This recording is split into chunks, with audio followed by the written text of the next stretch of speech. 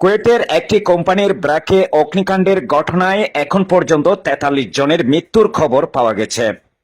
দেশটির মাঙ্গাব ৪ নম্বর গাতা এলাকায় একটি কোম্পানির ব্র্যাকে ভোর ৪টা ২০ মিনিটে অগ্নিকাণ্ডের ঘটনা ঘটে।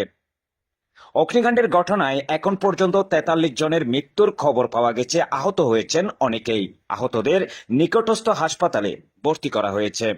এই কোম্পানির ব্র্যাকে বেশিরভাগ ইন্ডিয়ান নাগরিক হলেও বাংলাদেশি নাগরিক থাকতে পারে বলে ধারণা করা হচ্ছে।